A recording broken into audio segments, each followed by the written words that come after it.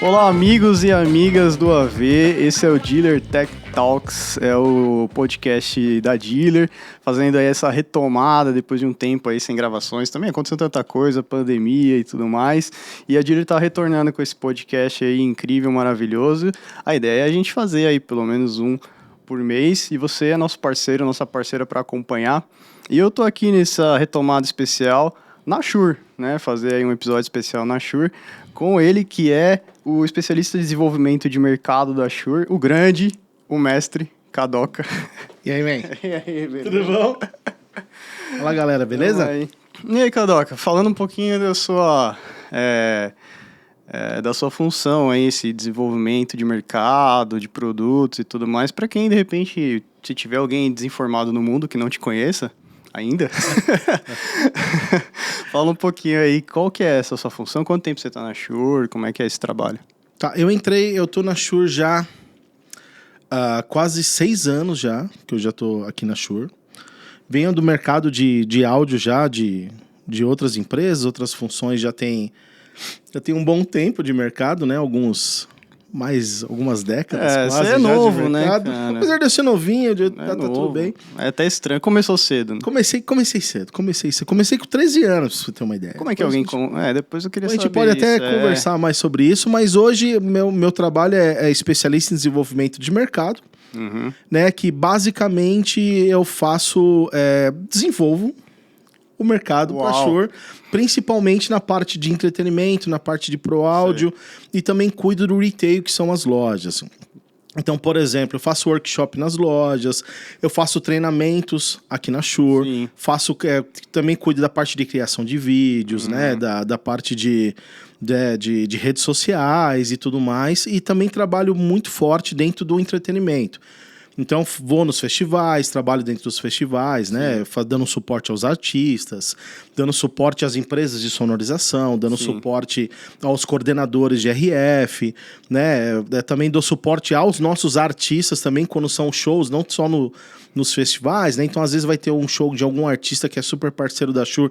Eu vou lá, às vezes, para levar até um produto novo, para demonstrar um produto novo também.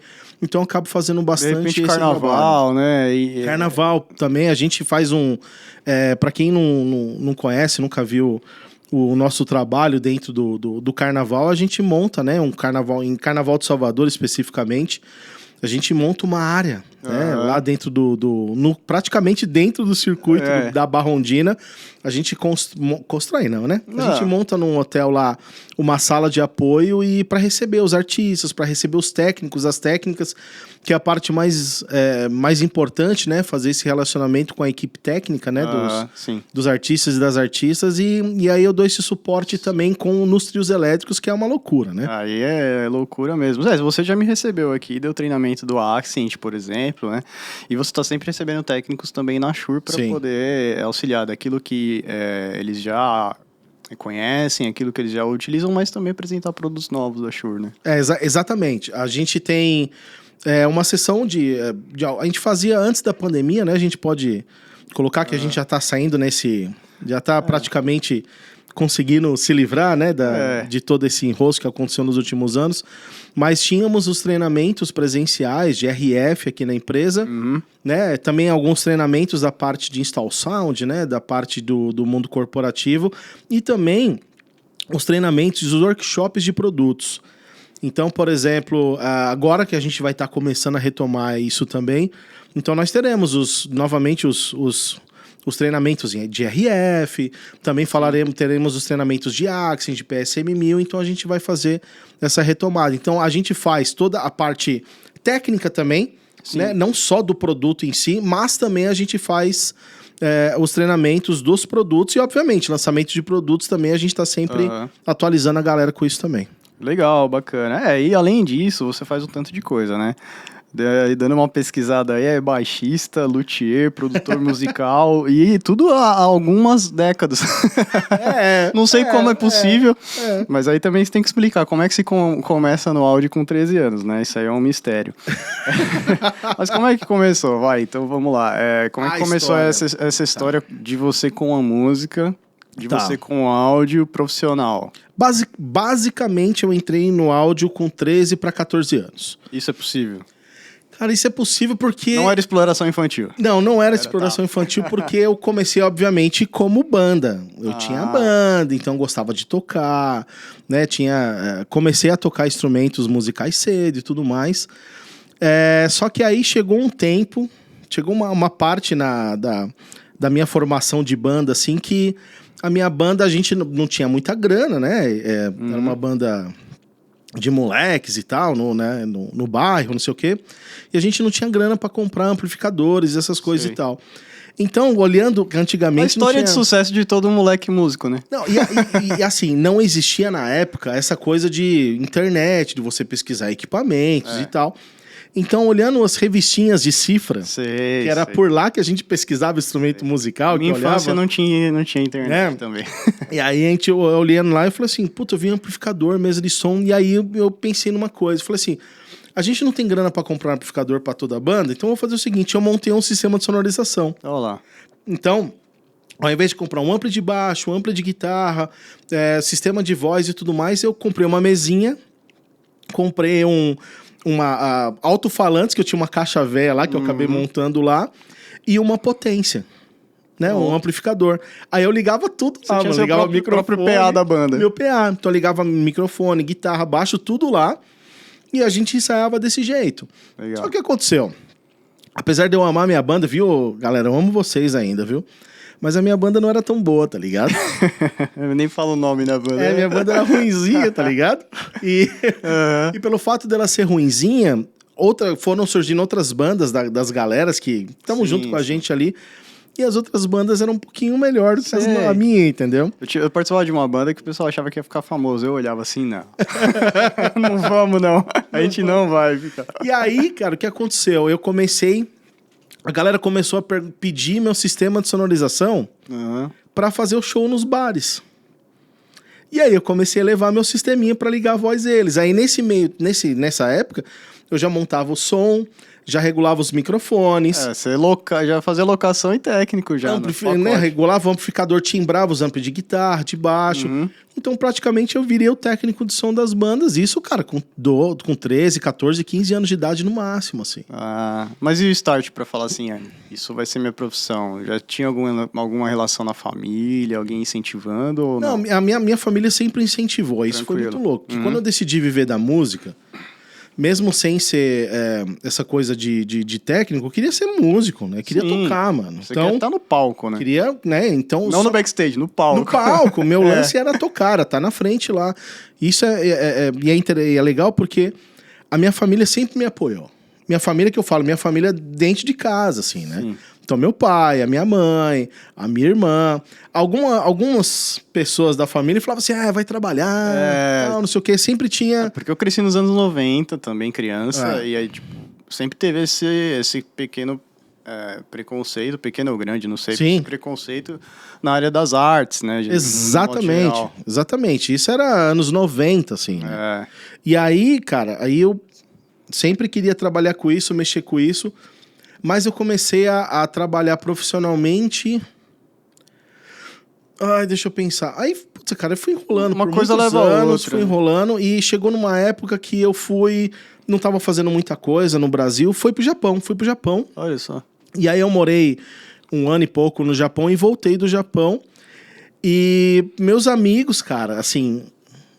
E, cara, tem muita história no meio, mas pra resumir, 2 amigos iam comprar um estúdio. Olha só. Isso quando eu tinha 18 anos de idade. Os empreendedores. Foram comprar um estúdio de um brother lá, um estúdio que a gente ensaiava, inclusive. Sim. E ele queria vender. Ele queria vender por quê, né? Porque dava dinheiro? Não, né? Se desse dinheiro, ele não queria vender. Então ele vendeu pra gente, a gente comprou esse estúdio. Tinha 18 anos de idade. E, cara, a gente fazia os ensaios e tinha tudo mais, levava as bandas.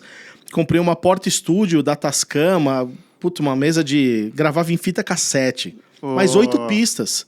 Cara. As minhas primeiras demos, noção de produção foi lá. Não tinha computador com placa multipista, essas coisas. Não tinha. Então, gravava num porta-estúdio de 8 canais lá. E aí, um tempo depois, 2 anos e pouco depois, obviamente, a gente faliu. Não. um estúdio de ensaio. negócio tão promissor. Então, um estúdio de ensaio no bairro, com 3 sócios de 18, 19 anos de idade, não tinha como dar certo, tá ligado? E aí, quando faliu, eu ia voltar pro Japão. E aí, o que aconteceu? Eu falei assim, vou voltar pro Japão pra trabalhar, não sei o quê. E por algum motivo, na época, eu não consegui ir pro Japão. Teve um problema do visto e tal, não sei o quê. E aí quando eu dei esse problema no visto, eu só ia poder ir pro Japão dali a 6 meses. Sei. E aí, nesse tempo desses 6 meses, o que eu fiz? Eu vi que existiam cursos. E aí, eu vi curso pra fazer. E aí, eu fiz o curso. Fiz o IAV. Sei. Nesse tempo. tempo. Que é o mais conhecido em São Paulo aqui. Que é o curso de áudio e vídeo, que é fantástico, né? E fiz o curso de BH, de luthier. E aí, quando eu fiz esses 2 cursos, nesse tempo que eu ia pro Japão, antes de acabar o curso, quando eu vi, eu já estava empregado. Estava inserido no mercado. Dentro do mercado que a gente chama o mercado business, né? O mercado de importadoras, mercado das marcas e tudo mais. E aí eu comecei a trabalhar dentro desse mercado e já faz mais de 20 anos que eu tô aqui, mano. Aí é só história, né? Aí é o Kadoka que a gente vê no YouTube e tal. E aí veio essa história toda. Comecei lá com 13, 14 anos de idade até chegar no profissional. E aí com 20 e poucos anos de idade, que já dá mais de 20 anos aí, já entrei nessa parte do business, do profissional e tô aqui até hoje, como especialista. E é legal porque eu já entrei praticamente como especialista, assim. Sim. Né? Eu nunca tive... Tudo bem, teve uma época que eu fui luthier de uma importadora. Olha, eu trabalhei até com luthieria importadora. Assim, vou pegar a estrada como técnico. Não, eu fazia junto também. Nesse meio tempo do Japão, e mesmo depois do Japão, quando eu tinha um estúdio, eu trabalhava como técnico das bandas. Você nunca conseguiu fazer uma coisa só, pelo que eu vejo, né? Baixista, produtor musical, luthier, você ainda continua com essas funções. Não, eu consegui fazendo tudo. Fazia técnico para as bandas, eu trabalhava dentro do estúdio lá, gravando ou fazendo os ensaios. Tinha a minha banda que eu tocava. Então, eu vi, talvez... Eu não sei, eu olhei no seu LinkedIn, achei que foi um erro lá, mas parece que não, né? O quê? Eu sempre vi os vídeos de você baixista, mas tá lá escrito que você era baterista de uma banda, é isso? Então... Você chegou... Eu tenho a história é bem louca, assim, porque o primeiro instrumento que eu ia comprar, olha só, o primeiro instrumento que eu fui comprar, meu pai morava no Japão. Sim. E o primeiro instrumento que eu ia comprar era comprar uma batera. Era meu primeiro instrumento. Legal. E aí eu queria comprar uma bateria de 2 bumbos, branca, igual a do Lars. Nossa. Do Metallica. Bateria do Metallica, pra quem não conhece... não conhece o Lars. E aí, o que aconteceu? Pintou uma viagem pra eu fazer. Eu fiz a viagem, gastei o dinheiro da bateria na viagem. Isso era moleque. Sim. Tô falando de 13 anos, 14 anos de idade. Loucura, tá? Isso bem novo ainda. E aí, quando eu voltei da viagem, eu só tinha dinheiro pra comprar uma guitarra. Eu gastei todo o dinheiro da bateria. E aí, o que eu fiz? Quando eu voltei, eu comprei uma guitarra. Só que, quando eu fui dar o primeiro acorde, a guitarra era tão ruinzinha, tão ruim, que o primeiro acorde que eu dei na guitarra já estourou a corda. E eu peguei a guitarra e pendurei na parede e praticamente não toquei mais. Ficou um tempo sem tocar. Só que aí você vai na escola, colégio, 14 anos, entrei na ET, 15 anos na ET, aprendi a tocar violão. Então eu comecei com o violão e aí eu fui e me encontrei no baixo. Sei. Comecei a tocar baixo e tal, não sei o quê. Só que na época de ET, mano, eu era fuçador, gostava das coisas. Então eu aprendi um pouco de tocar bateria, um pouco de tocar guitarra e tal. Sim. Então eu tive na minha vida banda tocando guitarra. Sei. Banda tocando batera. Tem foto sua e banda em tocando todo baixo, né? Tem, velho. Mas bem parecido também comigo, assim. Já tentei experimentar um pouquinho. Aliás, tá uma baixaria só aqui, né? O Lucas que tá gravando a gente aqui toca baixo. Então... É formado em composição. Uau. O cara é formado, é bacharel em composição. Baixista. Quando perguntam pra mim se é baixista, eu falo assim, não sou baixista, eu toco baixo. Ele é baixista, eu toco baixo. Pra ser baixista, velho, tem que ser tipo... Só que minha vivência foi na igreja, aquela coisa. E você sabe, o cara que mora na periferia, tem igreja, ele conhece orquestra, coral, moleque, igreja protestante, né, evangélica. Pode ir lá e tocar qualquer coisa, não, porque na católica tem uma coisa sacra, né? Você não pode fazer aquele barulho. Então, na evangélica, meio que a gente já sabe o que eu acho legal, que eu falo sempre da igreja, quando a galera pergunta? Eu falo que... Por que a igreja, ela traz pro mundo tantos músicos e músicas incríveis? Porque lá você tem tudo. Porque na igreja você tem o instrumento musical... Sim. você tem o professor, você tem o palco e você já tem o público. É. Então você aprende a tocar o instrumento, porque já tem lá o instrumento, já tem um professor que vai te ajudar a ensinar. Você cresce sendo comunicativo também. Exato, né? você já monta uma bandinha lá dentro da igreja e você vai e toca no culto. Exatamente. E mesmo não sendo tão bom, é maravilhoso. Os instrumentos não tem nem marca, às vezes, mas você tem contato com o instrumento. Exatamente. Na minha infância, a gente só viajava pra ir na casa do parente. Não tinha dinheiro pra nada, mas eu tinha acesso a todos os instrumentos, até mesmo via orquestra, mesmo ao vivo, e ia conhecendo. O que é isso, pai? O que é aquilo? E o pai explicando, tal, Tom Bombardino, não sei o quê. Pô, não, muito louco. Que criança, né, louco, da periferia tem essa oportunidade. E sabe que uma história que eu lembrei agora, que você falou de... História é bom. Você falou do estúdio e tal, não sei o quê. O meu estúdio, ele era simplesinho, né? No bairro e tal, a gente não tinha grana, pra você ter uma ideia. A hora do ensaio era R$10, mano. Tipo, mano, R$10 a hora. Outros tempos. Não paga nem o aluguel, tá ligado? Isso, sem chance. E aí, olha que louco, como as coisas são, né? Vendo da Shure e tal. O estúdio, a gente formou praticamente o estúdio em volta do Shure SM58. Ai, que legal. Porque quando a gente falava, vão lá ensaiar no meu estúdio e tal, não sei o quê. O que tem de equipamento? Tem um Shure SM58 pra voz. Quando falava que tinha um Shure SM58 pra voz... Abria as portas, né? Abria, mano, era incrível, assim, as pessoas adoravam. Sim. E você falou de igreja, eu tenho uma prima minha que canta muito, assim, e ela cantou durante muitos anos na igreja e tal. Hoje ela canta ainda e tal. Mas quando eu fechei o estúdio, esse microfone já tinha no estúdio uns 10 anos. E eu dei esse SM58 pra ela de presente. Que legal. Porque ela cantava. Isso já tem mais de 15 anos. E ela tá lá com ele. E o microfone existe ainda perfeito. O microfone deve ter uns 25 anos, cara. Olha que louco isso, né? E ela, outro dia, eu falei, você tem? Ela falou assim, eu tenho. Ela me mandou foto do microfone. Eu falei, olha que fantástico. Até uma propaganda da Shure, né? Que a gente já viu aí no YouTube. Colocar o caminhão pra passar por cima. Jogar de cima do drone. Jogar de cima do drone. A galera, mano, teve um cara que enterrou na neve. Ficou 1 hora enterrado o SM58 na neve. Tirou e funcionando perfeitamente. E você imaginar numa tecnologia, numa engenharia de cápsula, né? Todo que a parte física e dinâmica, né? De transdução e tudo, você fala assim, não vai funcionar. Sim. Isso aí vai travar. Sim. E funcionou. E funciona, mano, funciona perfeitamente, muito louco. Cara, uma outra experiência que eu queria falar, que eu acho que é muito legal, justamente que tem história, né? Que é o do Cifra Clube. Que legal. O Cifra Clube tem história desde a revistinha e tudo mais. Sim. E a gente vê você aí, tá há anos, né? Lá. Como que é essa experiência de estar no Cifra Clube, trabalhar essa parte? Quanto é gratificante para você também ver a Devolutível? A gente vê lá que tem muitos comentários, né? Tem uma interação muito grande no Cifra Clube. Como que tem sido para você trabalhar esses anos todos lá? E é fantástico, assim. A gente começou esse projeto tem mais de 10 anos no Cifra Club.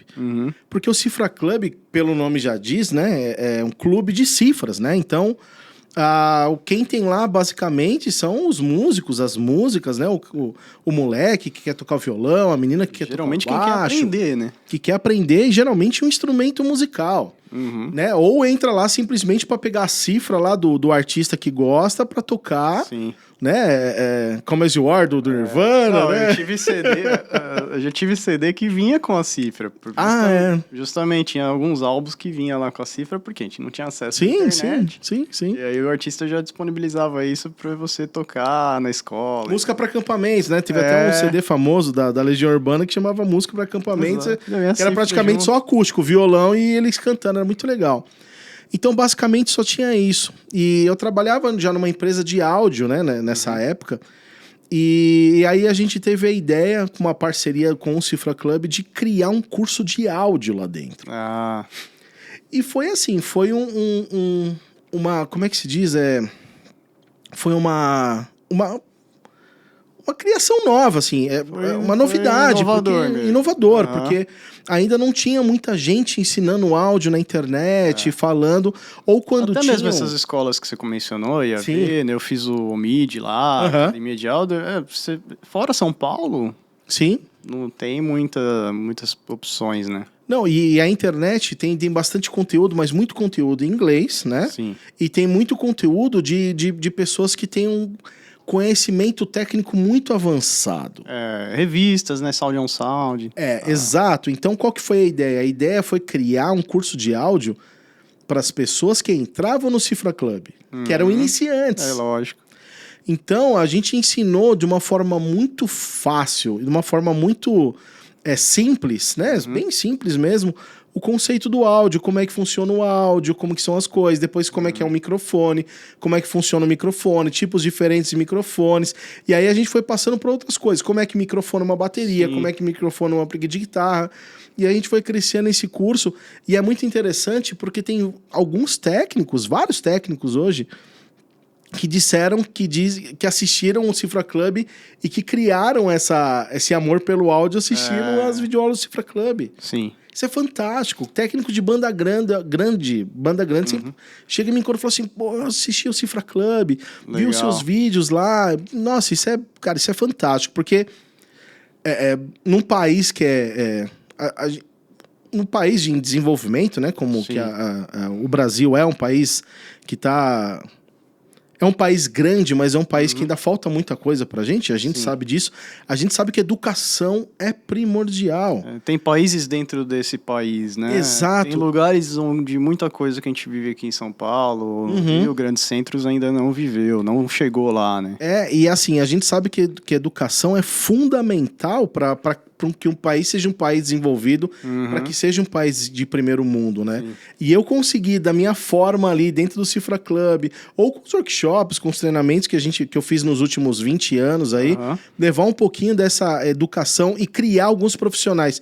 Cara, você chegar a ensinar uma coisa para uma pessoa e você tornar essa pessoa um profissional da área, a pessoa sobreviver, alimentar a família dela com uma coisa que você ensinou para ela, sim, é surreal, brother. E acho que esse que é o grande benefício, né? Eu vejo assim, pelo menos do ensino-aprendizagem, da pessoa também poder ter a oportunidade de descobrir aquilo que ela ama. Porque muitas vezes as pessoas vão para determinadas áreas ou funções e alguns trabalhos que ela não vislumbrou a possibilidade de trabalhar em XYZ. Então, esses vídeos, essa didática, essa forma de apresentar, acho que possibilitou para a pessoa dizer, olha, é possível trabalhar com áudio, eu me encaixo, o meu perfil tem a ver. Sabe qual que é o lance? As crianças, os jovens, acham que viver da música é só estar em cima do palco. Lembra no começo da entrevista aqui, desse bate-papo nosso, quando você falou, porque antes você queria estar na frente do palco e não no backstage. Só que quando você entende que viver da música não é só viver tocando, cantando, existem várias profissões que vivem da música, como técnico de som, o hold, a hold, técnico de iluminação, querendo ou não, tá vivendo do entretenimento, tá ali, né, vivendo disso, né, você tem os produtores, as produtoras, e toda a galera do business. O pessoal do evento, eu mesmo antes de estar na dealer, né, como especialista de produto, agora trabalhando mais com essas soluções para videoconferência e tal, tem muitos produtos que são totalmente novos, né? Sim. Um SM7B, um SM58, 55 a gente conhece, mas aí você chega, tem um microfone de teto, mesmo, tem um microfone de teto, isso existe. E você trabalhando anos como técnico, sim. né, 12, 13 anos como técnico, eu falei, tem uma coisa que eu ainda não conheço. E, por exemplo, nós aqui nessa sala, nós temos 3 pessoas que vivem da música. Por mais que eu trabalhe dentro do business, fazendo workshops, fazendo treinamentos, demonstrando produtos e equipamentos, fazendo todo esse trabalho, né, de desenvolver o mercado, é relacionado à música. Você também trabalha numa empresa como a Dealer, mas que também é responsável por levar entretenimento, levar música, né? Com os microfones e tudo mais, né? Como especialista de produto, né? A comunicação de modo geral, né? O Lucas como produtor, como editor, né? Como mixador. Tudo isso. Microfonador, cara, faz tudo. Microfonador é cruel, hein? Microfonista, né? Bem melhor, né? A gente já tava fazendo essa discussão antes do programa começar, né? De semântica. Se a gente começar... É verdade. Como é que eu falo? Verdade. Então, existem várias profissões da música. Não é só estar no palco, ser o guitarrista, ser a vocalista, o baixista, a baterista, né? Tem uma muita profissão coisa, tão né? digna no nosso país, pouco valorizada, mas tão digna, que é de professor, que é o que você está fazendo lá no Cifra Clube, né? Exato. A boa parte do meu trabalho, não só em relação ao Cifra Club, mas em relação à Shure, ou ao mercado de trabalho que eu sempre trabalhei, nos últimos 20 anos, pelo menos, sempre foi relacionado à educação. Sim. Mas, putz, a empresa precisa vender, tem que vender microfone, tudo bem, mas eu faço vender o microfone através do meu... Da explicação do sua forma equipamento. professoral, a sua forma didática de falar, porque às vezes eu comento em algumas situações lá também dando treinamento e fazendo algumas reuniões, que aquele aparelho, aquele microfone, aquele sistema, ele se vende, né? Ele já é espetacular. O que falta é a pessoa entender que ele é espetacular. Não, total. É que entra essa parte de didática, né? De professor mesmo. Não, total. Mostrar, se você fizer isso, ele faz aquilo, tem essa função. Poxa, tem essa função, eu nem sabia. Era exatamente isso que eu precisava, né? Mas ele não sabia. Ele não sabia. E você explicando, né? Exato. Até na forma de como vendedor, na hora de vender o produto, você explicando, falou assim, nossa, era exatamente isso que eu sabia, que eu precisava, e a pessoa se interessa pelo produto, né? Levando para esse lado comercial, né? Mas é isso, né? Mas pensando nesse fio do mercado, assim, como que você está vendo o mercado do áudio atualmente, as tendências que você tem enxergado, principalmente na sua área aí, né, de rental, de pro, o que você tem percebido? A gente passou por uma fase, aí depois um boom tecnológico, né, a pessoa fala de revolução digital, agora a gente passou por uma de pandemia. Sim.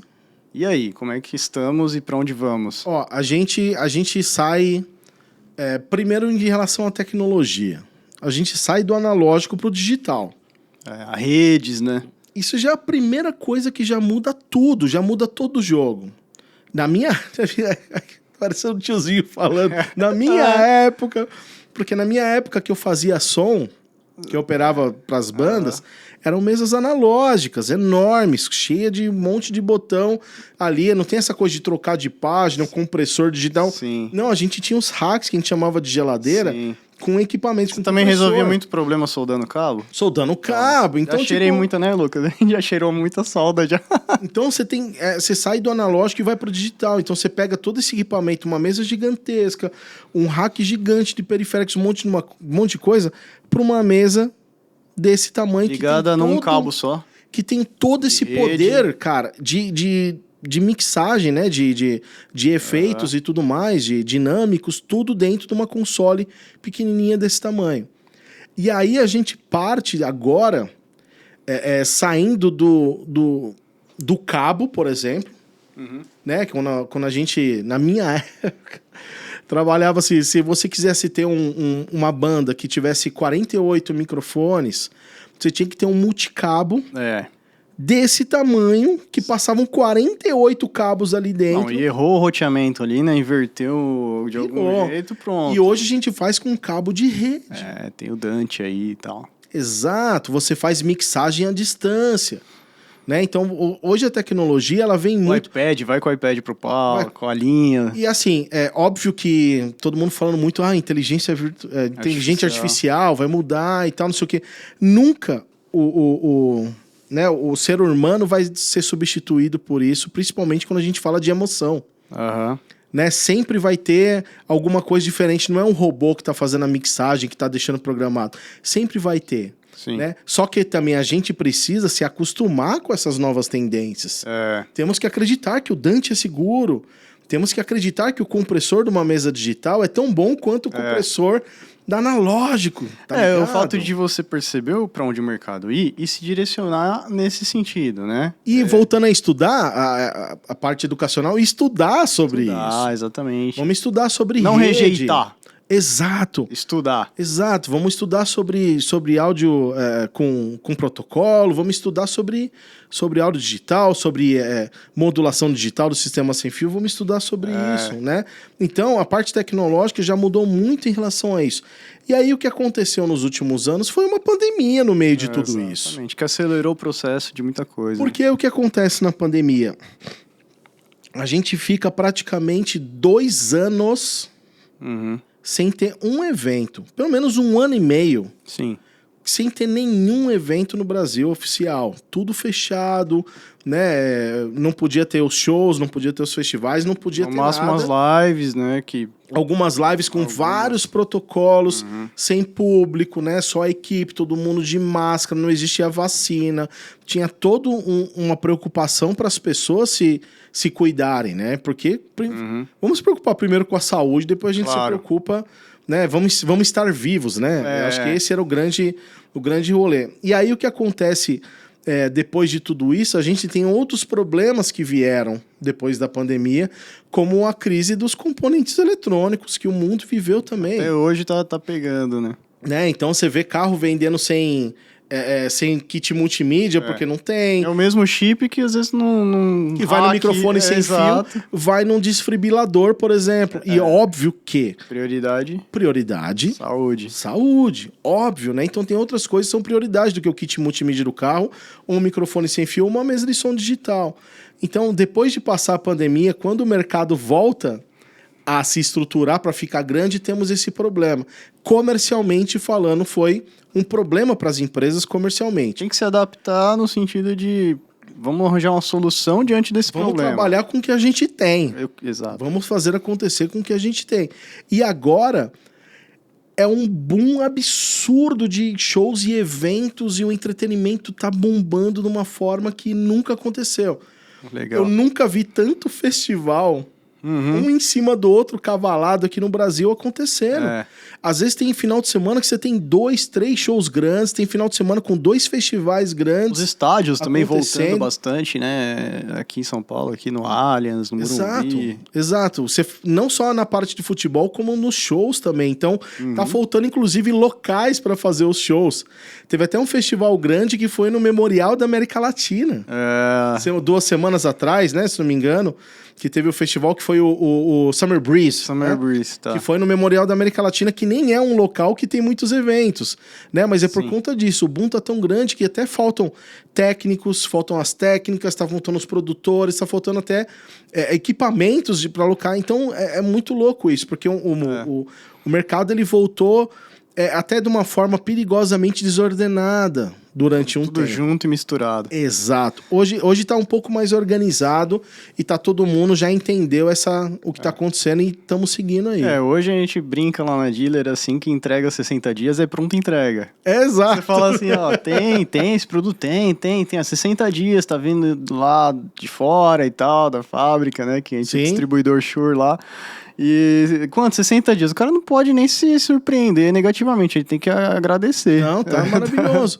E agora com melhorando toda essa parte comercial, dos equipamentos, a tecnologia é o que tá todo mundo buscando.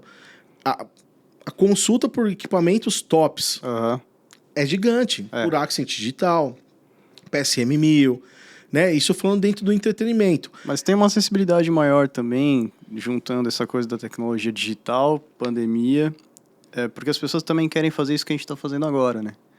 Todo mundo quer ter um MV7 que a gente está gravando aqui, né? Um 840A ou um outro fone da Shure e quer ter seu próprio podcast, tem mais uma acessibilidade. O mundo tá digital. Esse formato que a gente está aqui hoje é um formato que sempre existia há muitos anos. Tem um amigo meu que ele sempre falava pra mim de podcast, e eu nunca dava muita atenção. Tem podcast que tem mais de 20 anos de aniversário. E aí, na pandemia, né, principalmente na época do isolamento mesmo, né, que a gente passou por um longo período, esse mercado cresceu demais. Das pessoas criando conteúdo dentro de casa e fazendo entretenimento dentro de casa. E aí o podcast que já existia, ele deu um boom. Então, microfones igual o que você falou, MV7X ou MV7, que já tem, que é fácil, que você já conecta direto no computador, no celular, já tá fazendo. Da Shure pronto pra isso. Exatamente. SM7B, então, que é um microfone que tá fazendo 50 anos. Olha lá, tá vendo? Tá fazendo 50 anos. Você tá até com uma campanha aí dos microfones. Dos Iconic Mix, dos microfones icônicos e tal. Bem legal. Né? E o SM7B, porque a história do SM7B é legal. Primeiro, lá. Porque não o perguntei, mas a gente quer saber. Né? Eu não perguntei, mas fala aí, a gente quer saber. Eu deveria ter perguntado. Porque o SM7B ele tem uma história bem interessante, que ele veio lá de muitos anos de estúdio do SM5, que era um microfone muito grande. Gigantão. Né? Que era gigante, que não ficava... Era desconfortável pelo tamanho do microfone, mas ele já entrou dentro dos estúdios, né? Por conta da clareza, da captação e tudo mais, tudo mais. Aí ele foi modificando, foi diminuindo o tamanho, aí passou pelo SM7 e agora a gente tem o SM7B, que é nesse formato. Esse carinha né? E que é fantástico, porque ele já vem praticamente pronto pro broadcast. Porque ele já tem controles de equalização nele, filtros de equalização. A quem gosta de gravar voz tanto para cantar em estúdio, quanto para rádio, né? Sim, e ele tem uma coisa que é bem interessante, que é uma bobina de humbucking dentro dele, que tira o ruído de elétrica, de televisão, de mesa de som. Só que nos anos 80, apesar dele ser criado para broadcast, nos anos 80, um cara chamado Quincy Jones... Conhece? Aliás, documentário, né? Já fica aí, tem um documentário na Netflix. Eu não sei se ainda tem, mas eu vi um tempo atrás um documentário sobre ele, chama Quincy mesmo, assim. Sim, muito interessante. E aí ele pega esse microfone e põe dentro do estúdio só pro Michael Jackson cantar o maior disco da história. Que eu acho que ainda é o disco mais vendido da história, que é o Thriller. E aí o que acontece? Todos aqui trabalhamos com áudio, com estúdio e tal, né, Lucas? E a gente sabe que o produtor, que é o seguinte, quando o microfone entra dentro do estúdio, ele não sai antes de você pegar ele e testar em todo que você vê. Eu vou gravar um chimbal, põe no chimbal. Ficou bom pra caramba. Vou gravar uma caixa, põe na caixa, ficou bom pra caramba. Vai embora. Vou gravar ampli de guitarra, põe no ampli de guitarra. Então ele entrou dentro do estúdio musical e mudou a história também. Porque ele virou referência dentro do estúdio musical também. Sim. E isso é bem legal, cara, porque ele foi se modificando durante a história. E agora, obviamente, nesses últimos tempos, principalmente na pandemia, ele virou o microfone queridinho por todos os podcasters, streamers e etc, etc. Para qualquer broadcaster, digamos assim, né? Porque todo mundo tá fazendo uma transmissão, é um broadcaster, né? Virou referência, né? Recentemente a gente teve um fenômeno que é bem isso que a gente tá falando, das mudanças do mercado, né? Teve o fenômeno da Copa do Mundo ser transmitida por um cara de YouTube e tem uma super audiência, que é o Casimiro. Fantástico. E aí essa carcaça aqui dele é pintável, né? Sim. Então o Shure foi lá e pintou verde e amarelo e colocou lá até o rostinho dele do Casimiro. Quer dizer, olha onde a gente parou, né? Uma coisa super monopolizada, que era a transmissão de uma Copa, tá no YouTube. Exato. Um cara, né, tem milhões de seguidores e a Shure tá com o microfone dela lá. Não, muito louco isso, né? Personalizado, muito louco. Muito louco isso. Agora vamos. Você falou aí dos eventos, você trabalha Carnaval, Lollapalooza, Rock in Rio e outros aí, que tá bombando. E você tá em quase todos. Tô. Tá. E pelo que o pessoal já percebeu, tem um certo tempo de estrada aí que você tem. Tem um certinho. Apesar de novo, um bebê. Bem novo, né? Bem novo. Brinquei com você que a gente passou a curva, né? Eu já passei ter uma cota, mano. Você tá chegando ainda. Tô chegando, uns quase 40. Você tá chegando no ENTA já. O meu ENTA já foi... Já foi, mas você tá bem, você tá legal. Acho que no ENTA I1 ainda, vai. Acho que música faz bem. Rejuvenesce aí. Rock faz bem, né? Fica a dica. Rock faz bem. Rock faz bem. Quem gosta de rock é feliz. Tem cara mais novinho assim, ó. O Mick Jagger que o diga, né? Nossa senhora. Nossa. Mas Paul McCartney, né? Paul McCartney, imagina. Paul McCartney é um gênio, né? Agora eu queria saber se você pode contar, lembrar alguma coisa que você presenciou inusitada, assim. Inesperada, engraçada. Uma experiência, não precisa ser com você, mas que você presenciou aí nesses anos Cara, Tem um monte, mas lembra uma aí pra... Eu já vi, assim, coisas perigosas que aconteceram. Já vi pegar fogo, né, Caramba. na parte do palco, assim. Deu um curto lá no... Pegou fogo. De elétrica mesmo. É, que de é questão elétrica. elétrica. Eu já vi...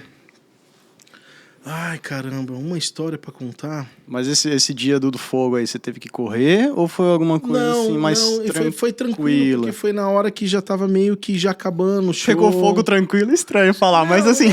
mas foi na hora que já tava acabando, os bombeiros estavam super preparados, apagaram o fogo rápido, nem foi uma coisa muito cruel, assim, foi uma coisa bem tranquila. Cara, os grandes festivais, assim, eles têm uma organização muito grande, sabe? De problema de coisas darem errado e coisas não funcionarem, assim. Sim. Então, essas coisas de tipo, putz, causou tal desconforto, aconteceu tal coisa, assim, é muito difícil acontecer. Mas eu tenho uma história muito pessoal, assim, que é uma história interessante, na realidade. Assim. Porque legal. eu tava no backstage, né? Acompanhando uma banda que eu não lembro quem que era artista agora, me perdoem, mas eu não lembro. Tranquilo. E eu tava assistindo e, de repente, adentra o backstage Ed Vedder, Pearl Jam. E aí? E ele nem ia tocar naquele dia, ele ia tocar no outro dia, ou foi um dia antes, alguma coisa assim. E ele entrou no palco assim, mano, tipo, de boa, ouvindo uma música lá e ficou no backstage tranquilo. E você lá? E eu lá. E aí eu falando com os amigos, eu mandei uma mensagem pros meus amigos e falei, mano, o Ed Vedder tá aqui. Olha onde eu tô. Aí os caras, pô, beleza. Né, você tá acostumado, já tá sempre com os artistas. Eu falei assim, mano, mas é o Ed Vedder. O cara falou assim, vai lá então, pede um autógrafo, tira uma foto. Eu falei assim, não, cara, porque na realidade, sendo bem honesto, assim, eu nunca... Não tem essa coisa de ir tirar foto. Até que você vai no meu Instagram, você não vê eu foto com o artista, essas coisas assim, porque eu mantenho sempre muito lance profissional. Deixa eu contar, só um paralelo que tem uma história muito boa de outro festival, porque tava eu e dois brothers, assim, né? É que é tudo brother, mas tava duas pessoas você tem pouco amigo, né? Que trabalhavam comigo na época da empresa e a gente tava no palco do Megadeth. Tipo, no backstage. E a gente num cantinho assim, mano, de repente entra o Dave Mustaine, assim. O mundo parou ali. Mano, eu e esse meu brother, a gente falou assim, mano, você tá entendendo o que tá acontecendo? Isso eu era mais molecão e tal. E aí ele começa a tocar, tipo, Trust em cima do palco, assim. E eu e esse meu brother, a gente abaixou atrás da batalha e falou assim, ai, mano!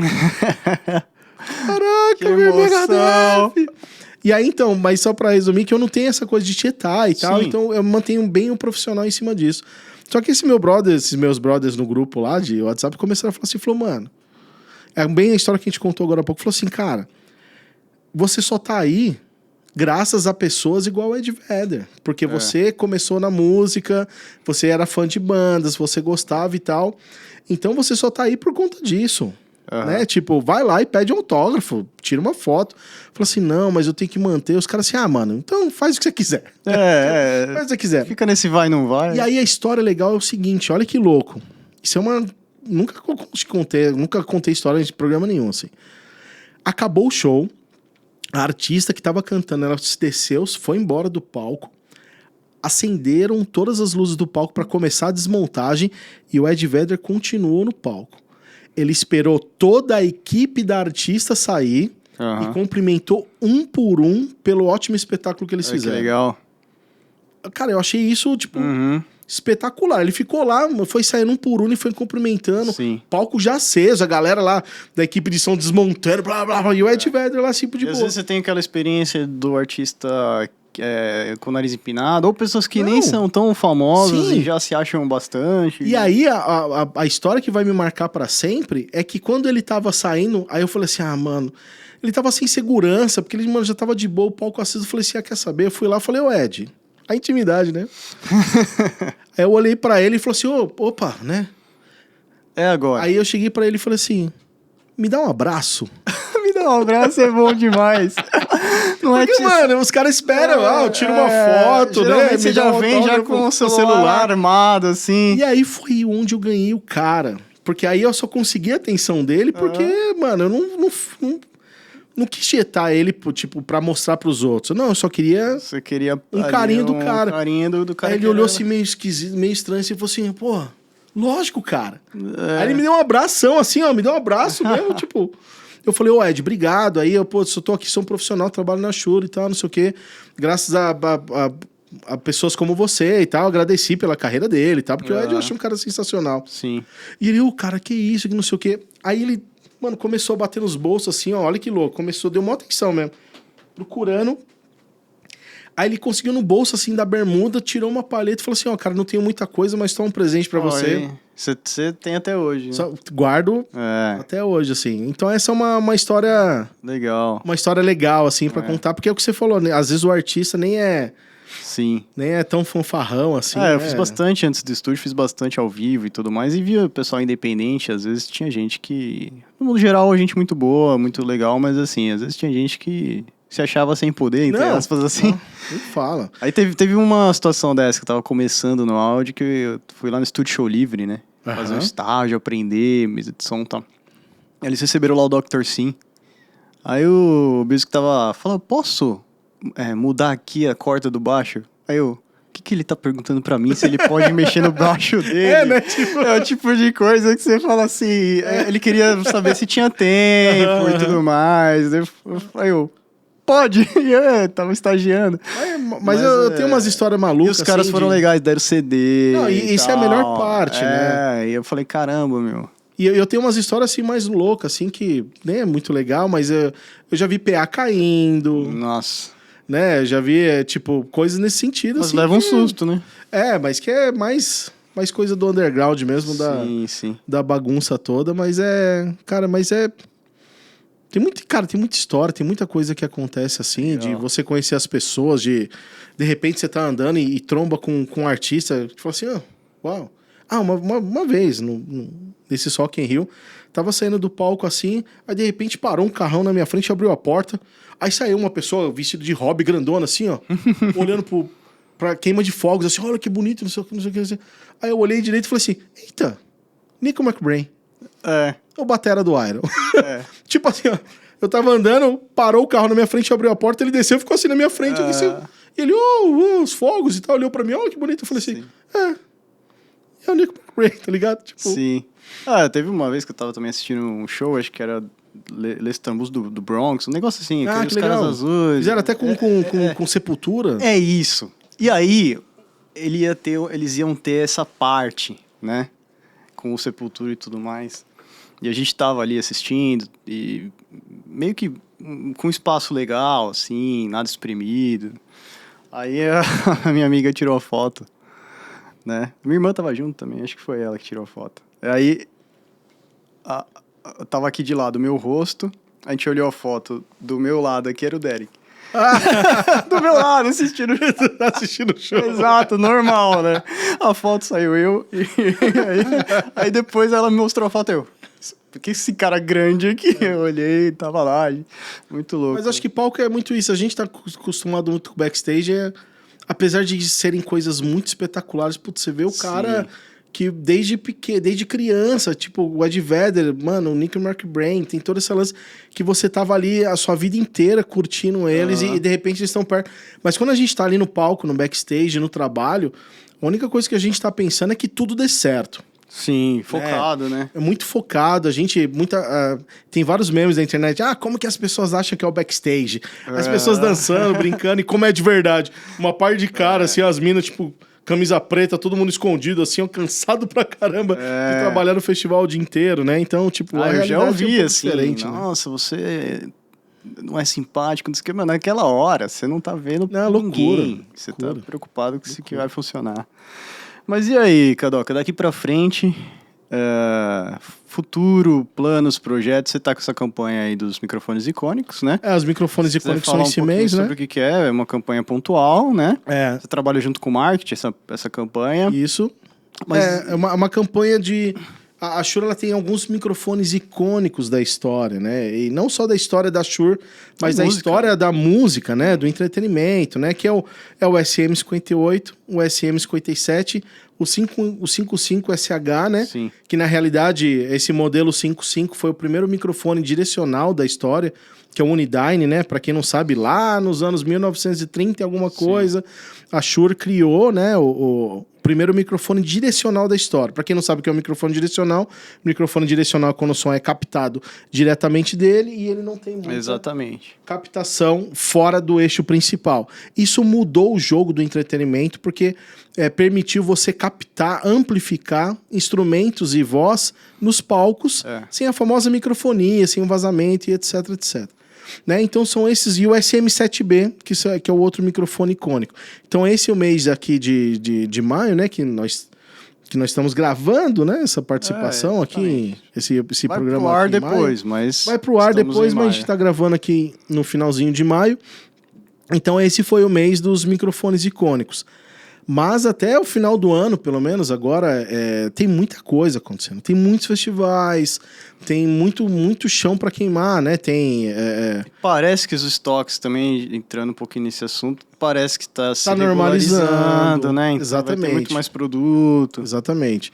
Então a gente consegue trabalhar melhor, né? Na parte do meu mercado, falando especificamente, desenvolver o mercado, tá mais com os artistas, tá fazendo as demonstrações, né, para nossos parceiros, fazendo os workshops, os treinamentos, vou correr pra caramba, viajar ao Brasil, tem os festivais, tem João Rock, tem o The Town, né, tem São João, né, tem muita coisa acontecendo e daqui a pouco, velho, a gente pisca o olho, tá no carnaval de novo, mano.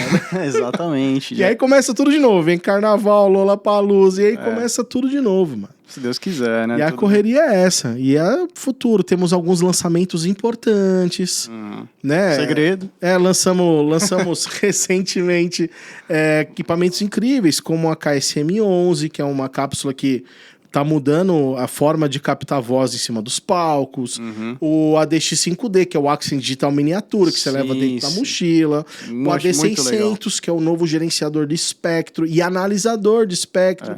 Né? Temos muitas novidades. Dentro do corporativo também temos muitas novidades acontecendo. E ainda tem mais algumas coisas para a gente lançar ainda durante esse próximo ano fiscal, né? Durante esse próximo ano, muita novidade aí pela frente. Maravilha. Cara, vou fazer um encerramento aqui. Eu acho que a gente pode te perguntar o que você pode indicar pra gente aí de filme, série, livro, música, algo que a gente tá falando de audiovisual, algo que as pessoas não podem morrer antes de ouvir ou ver. Nem que seja aquele CD antigo, disco. Falando em livro, tem um livro que comecei a minha carreira, assim, eu entrei nesse mundo de microfone muito encantado por conta desse livro, que é um livro que é de microfones do Solon do Vale. Ah, isso aí é clássico. Clássico. Eu tenho assistido bastante documentários, eu acho fantástico de música. Eu gosto. Pode assistir qualquer um do Foo Fighters. Pode assistir, todos os Foo Fighters são espetaculares. Sound City é uma coisa absurda esse documentário. Nunca assistiu? Não. Porra, mano. É por isso que eu tô pedindo a dica aí. Não, fantástico, cara. Não, assim, o Sound que tem City, de coisa você assistiu, Lucas, Sound City? Não viu também. O que tem na lista lá é uma coisa... A gente sabe como é que a nossa agenda é terrível, por isso que a gente conseguiu esse dia. Mas o que tem na lista lá, eu preciso de um tempo de vida pra terminar. Você põe na lista lá. Mas o Sound City é maravilhoso, porque assim, o Grohl, ele compra uma mesa de som, uma Neve. Sim. Que era do estúdio famoso lá do... Como é que chamava aquele estúdio lá? Que os caras tudo gravaram aí, lá. Lucas, você que lembra de... Nos Estados Unidos lá. Que gravou Nevermind. Nossa, momento Google agora. Meu Deus, como que eu esqueci o nome do estúdio?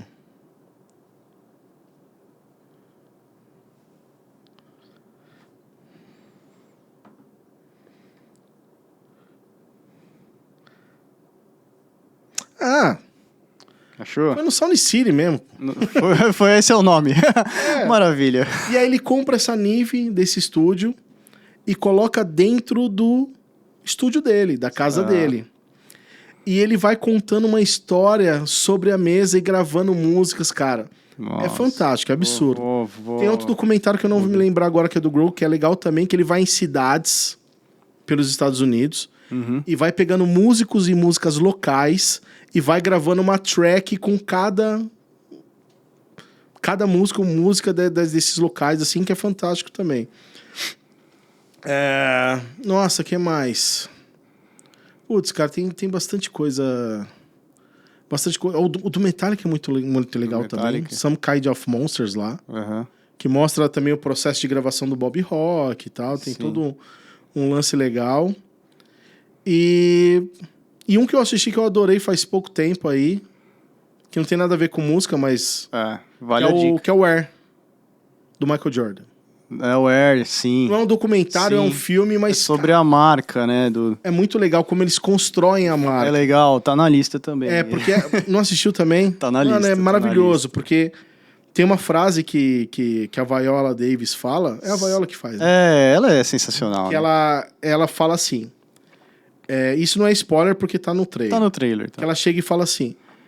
Isso é só um tênis até o meu filho vestir ele. Que foi uma sacada totalmente inovadora do mercado, né? Trabalhar em vez de artistas, trabalhar com um jogador. É o lance do nosso mercado, o lance do artista, do endorse, entendeu? Muito legal. Legal. Boas dicas.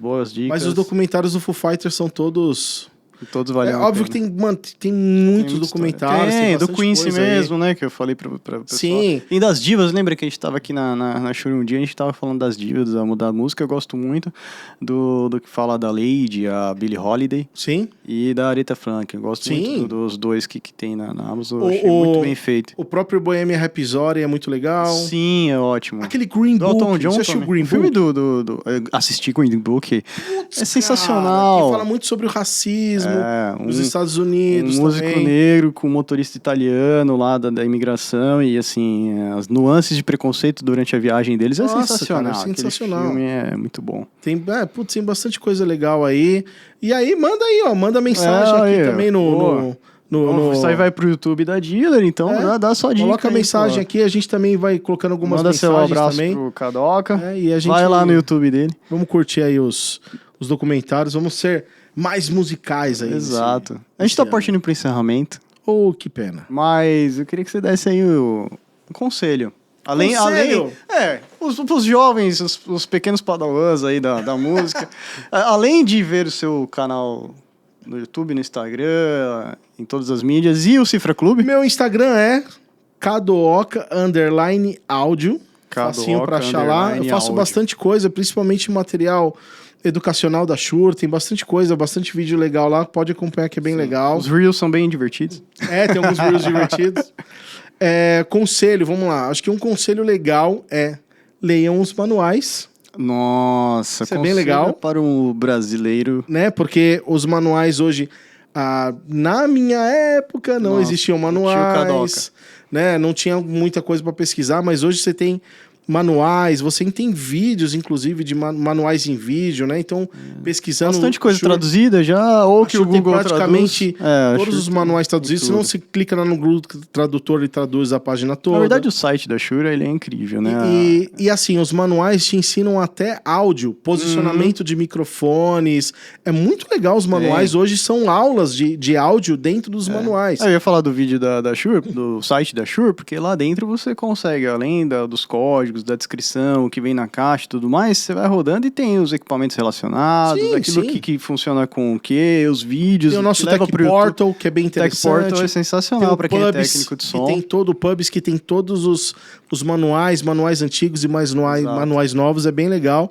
Então acho que esse conselho do estudar e pesquisem os manuais, acho que é bem legal. Bebam bastante água. Olha só, conselho. Cuidem do planeta para que haja água.